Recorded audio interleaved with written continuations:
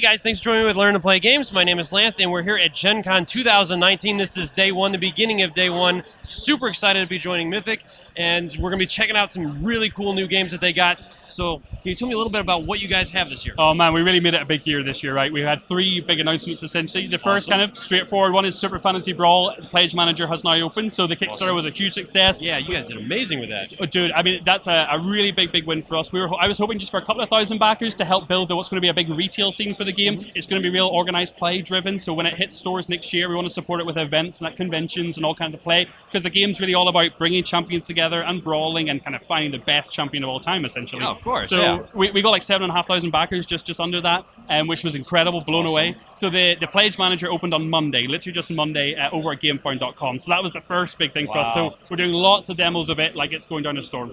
It looks really cool. The minis are amazing with that. I know. We don't make things easy, do we? We did like little 15mm Joan of Arc minis and then big dragons, and now we're doing big, chunky, like 45mm base, massive dwarves and ogre pirates and troll berserkers, all this kind of stuff. So we're just going all over the place.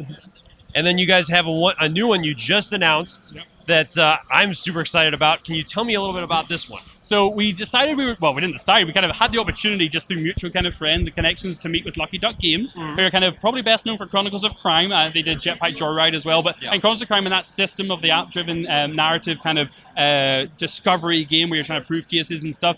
We got talking with them and we talked about how cool it would be to kind of use that kind of system with something like Joan of Arc, right? And bringing that medieval world of fantasy and mystery and dark times together with an app, and they loved it, and they came to us with this amazing idea earlier this year. They showed us what they thought they could do with it, and we were blown away. So now we've just announced that Time of Legends Destinies is going to be coming to Kickstarter in September. Oh man. Lucky Duck Games are going to be developing and producing it, and they're basically taking our world of Time of Legends, Joan of Arc, and putting it into this narrative adventure game where essentially you and your friends will be exploring scenarios, towns, castles, villages, during a time of ritual and dark and evil, and you're going to be trying to fulfill destinies. So whereas in Joan of Arc, you're playing as kind of like the Horseman of the Apocalypse or Joan of Arc herself, in Time of Legends Destinies, you're playing as kind of common folk, right? Okay. With their own epic stories that you're going to be trying to tell. And each character will have two different paths they can follow that are secret to them at the start of the game, so you don't have to tell the other players what you're working towards. Because while this is narrative, while it's app-driven, and you're going to be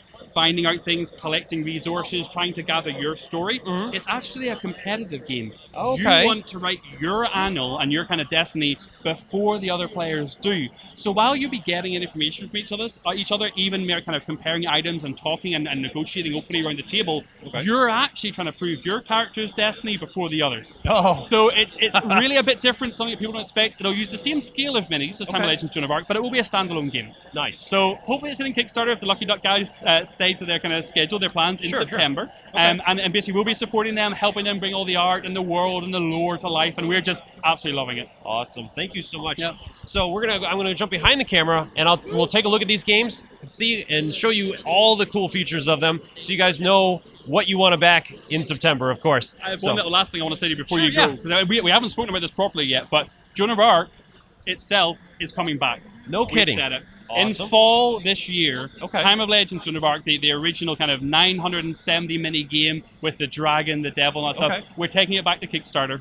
We had a huge amount of requests. As soon as people started receiving their games, we got bombarded with social media requests and emails and stuff saying, where can I get this? Where can I get this? Where can I get this? So what we've decided to do is we're actually going to hold off on the retail edition. We're not going to do that immediately. What we're going to do instead is we're going to take the entire game back to Kickstarter again, and we're going to do a new expansion looking at Eastern Europe, the Teutonic Knights, the Baltic regions, Lithuania, Poland, Russia. We're going to go into even more pagan rituals. So we're looking at pagan gods. We're looking at sacred groves and trees and the kind of Celtic almost rituals that they were part of. And that's going to be in addition to what was already the massive Joan of Arc range. Great. So you guys will have some for people that have already backed, and then you'll have all that great new content, or the old content, for all the people that haven't backed. So we've got new Fantasy Brawl, we've got collaborations with Lucky Duck Games, and then we've got our own Joan of Arc coming back as a reprint. It's an exciting time. Oh my goodness, this is amazing. Cool. So let me jump behind the camera. I'll show you guys some of this stuff, and we'll see all the cool stuff. Too much. I know, it's brain overload. Unbelievable. Cool. So thank you.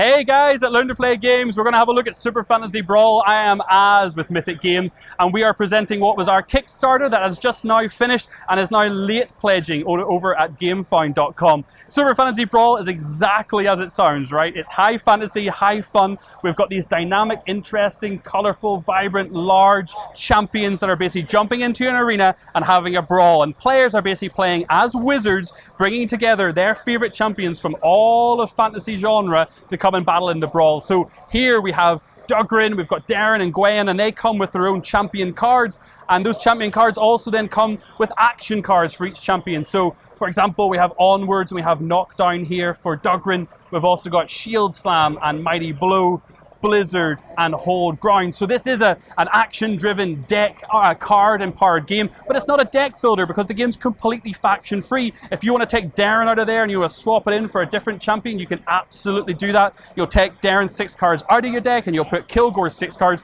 in there instead. And the idea is that simply when it comes to Super Brawls, you are fighting for supremacy in the arena. We have our 3 statues of the original Brawl creation wizards here, and you're going to be competing to get victory points. Super simple victory points. Whoever can get to 5 victory points first is going to get the win. And to get victory points, you're doing one of 2 things. You can either knock out opponent's champions, so if you take them out of action, get their hit points down to 0, they're going to get sent back to their gate, which means they're not out of the game. They can come back in from the deployment and join the brawl again, but you'll get a victory point for every knockout you do.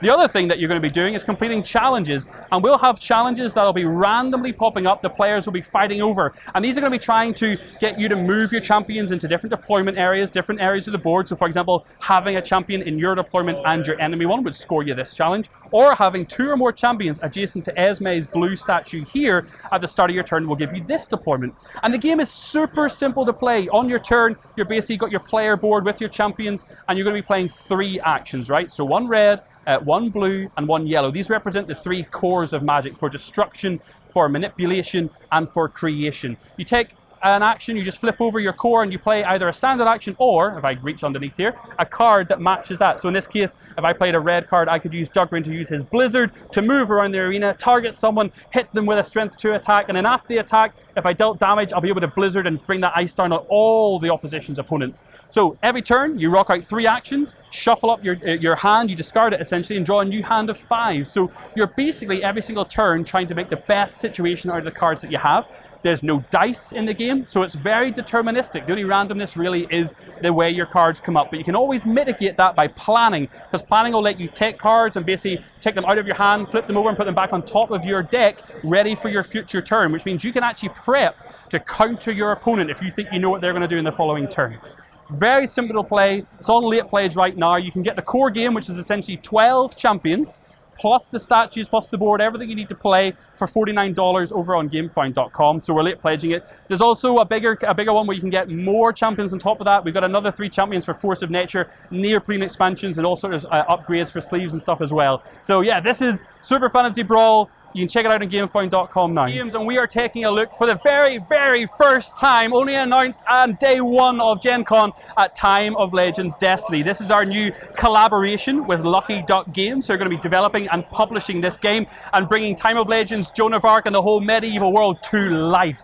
What they're going to be doing is giving us a role-playing, narrative, adventure, exploration, sandbox game, but in a very different and unique way that's going to be utilizing their Chronicles of Crime system, so you can scan cards, you can investigate, you can explore, you can interact with everything that you find and come across, but it's going to be competitively driven. You're going to be playing as characters such as the Deserter and the Herbalist. They're going to have personal backstories and personal goals that only you will know. You'll be keeping them hidden from the other players as you're going to be exploring the world, trying to find what you think your epic destiny should be before the other players are able to complete theirs.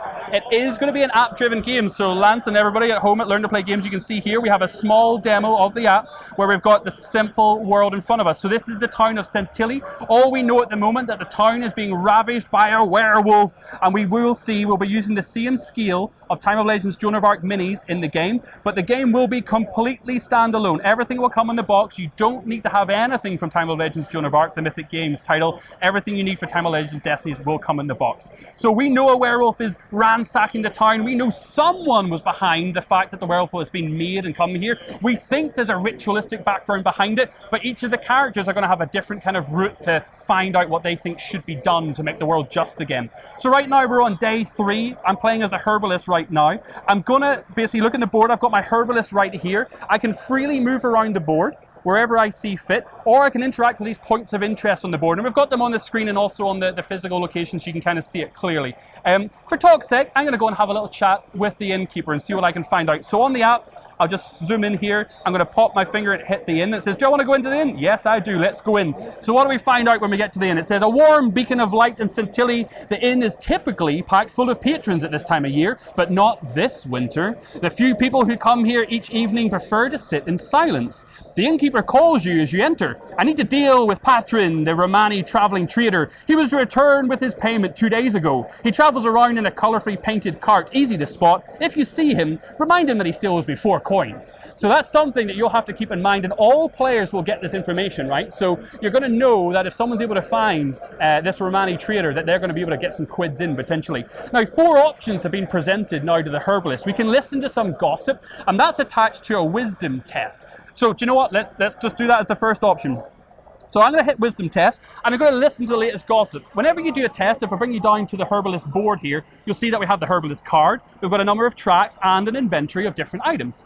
These 3 tracks represent your physical ability, your strength, your toughness, your dexterity, very familiar to role players, of course. It's your ability to be keenly aware and perception and stay out of trouble, and your wisdom, your ability to interact with people and talk and be sort of divisive. So what we're going to do is go do a simple test. Now, when you test, you have 2 normal dice, and what we're attempting to do is hit each of these pips that we have on the track, because if you have a look, each card is going to contribute to the potential successes that we can get in any case. So for example, with a stallion and a bloodhound, I'd be adding pips onto the board in these places that mean I will get successes if I can roll up to that number. So the more lower numbers and the more successes you can put on here, the more likely you are to get it.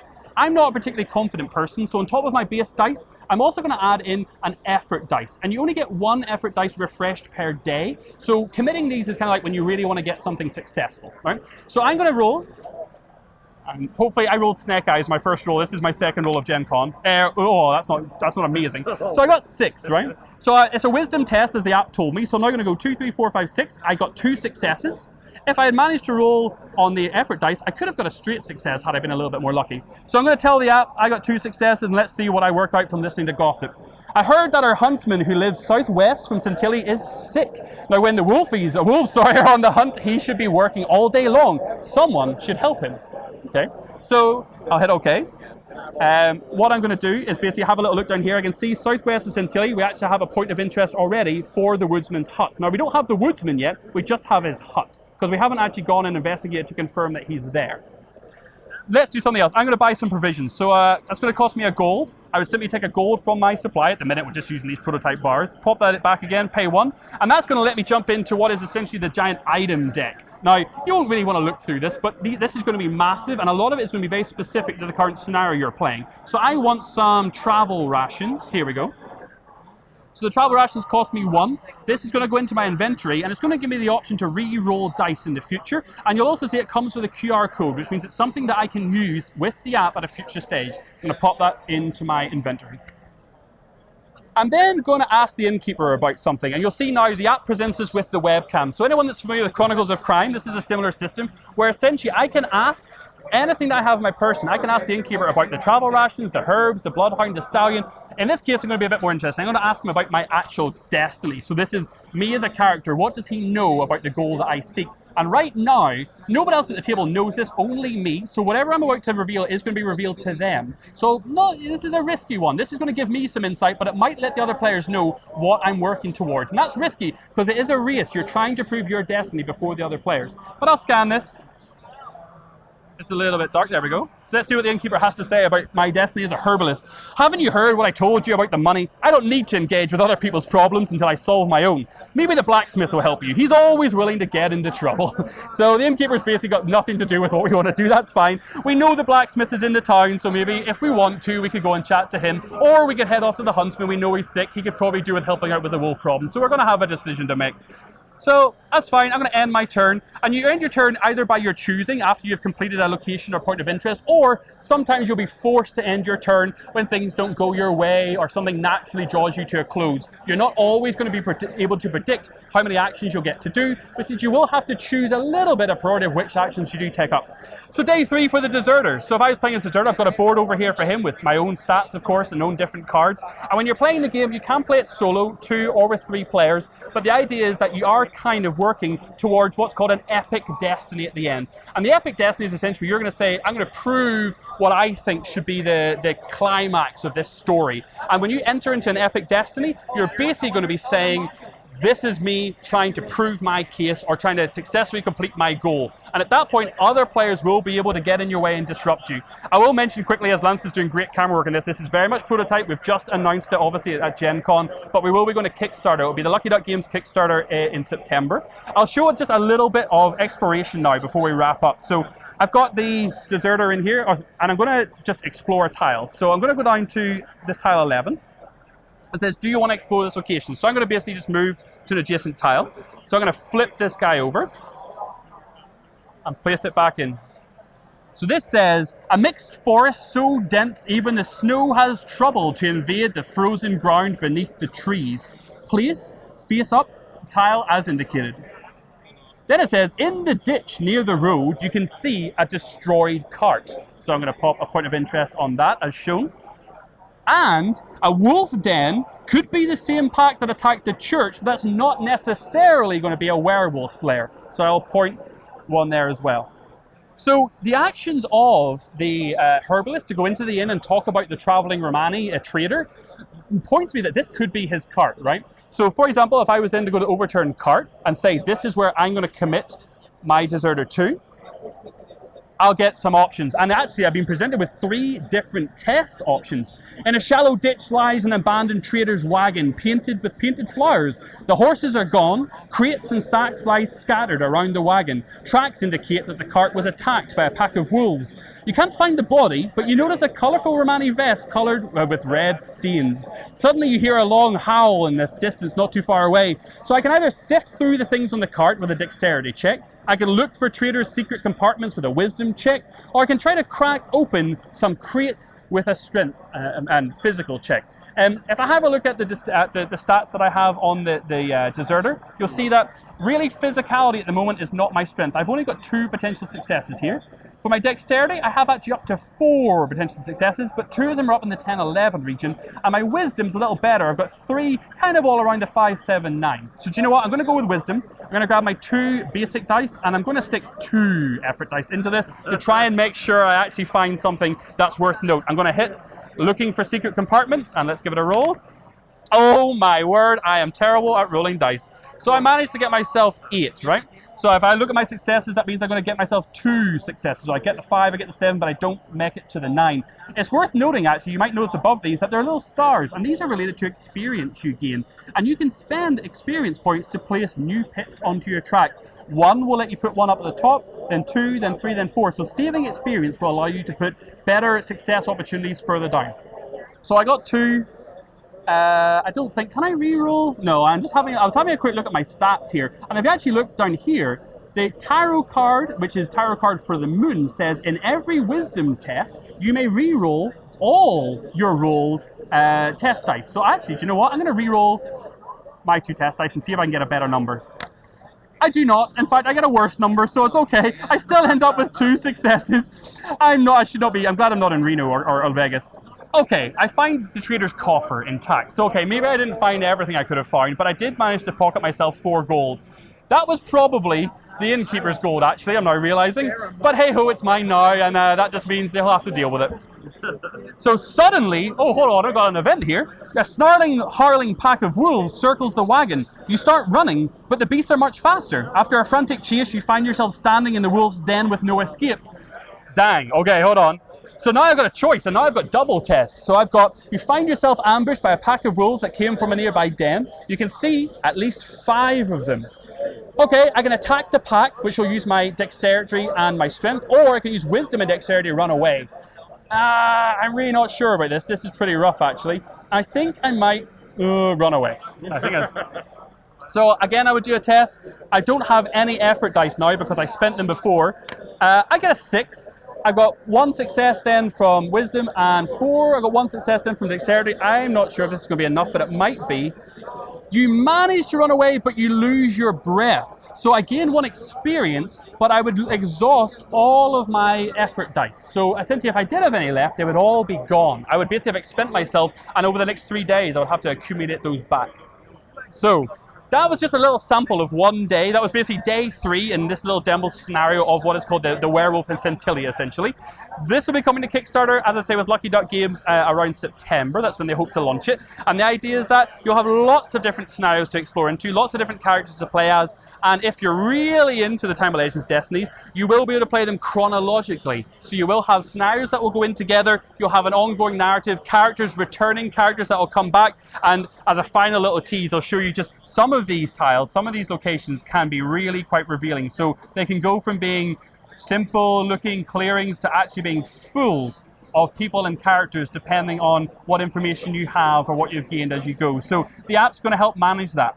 I'm going to give you one final thing before I go. This is a little thing I only found out myself just last night. We have 3 tracks in the game, of course, for wisdom, dexterity, and physical strength, basically. But we also have a 4th stat that's hidden and will be tracked by the app. And that essentially is your virtue. It is your goodness, your nature towards light or your nature towards dark. And different options will be presented to you as you go throughout the scenarios, depending on just how good or how evil you have been. You may find yourself presented, for example, with a field which looks quite normal and nothing too conspicuous about it. And in the middle of the field, you might find a scarecrow. Or oddly, you might find a farmer plowing the field in winter with no real reason of explanation. And depending on the type of character you're playing and the way you've played, you might get different options to find out just what's up with this slightly odd active farmer. So yes, that's Time of Legends Destinies, guys. I don't want to give away too much more. Well, thank you so much, Az, for taking us through that. I mean, oh my God, you guys are in for a real treat. Destinies looks amazing. I am so excited about that title. It is so cool. And then the champion, I mean, that's just, you guys are knocking it out of the park with these things. We're getting to spread our wings a little bit now, aren't we? We know we've got a few Kickstarters under our belt. We're starting to deliver now. Rightbus is on its way. Fantasy Brawl is on its way. We have Solomon Kane is also on its way. So we're now kind of getting to that nice cycle. We're now able to kind of do things a little bit different, and getting to work with the guys like Lucky Duck is just a real treat. So now we're getting to see our world and our IP brought to life, but in an entirely new way. Awesome. Thank you so much, Oz, for taking us through that. And you guys at home, stay tuned. I'll have more coverage of Gen Con coming up, and I'm also going to have some more coverage of Mythic Games. I will be doing a teaching video for Joan of Arc. This should be coming out soon, and hopefully being able to tackle some of this other stuff as well. So thank you guys so much, and we'll see you later.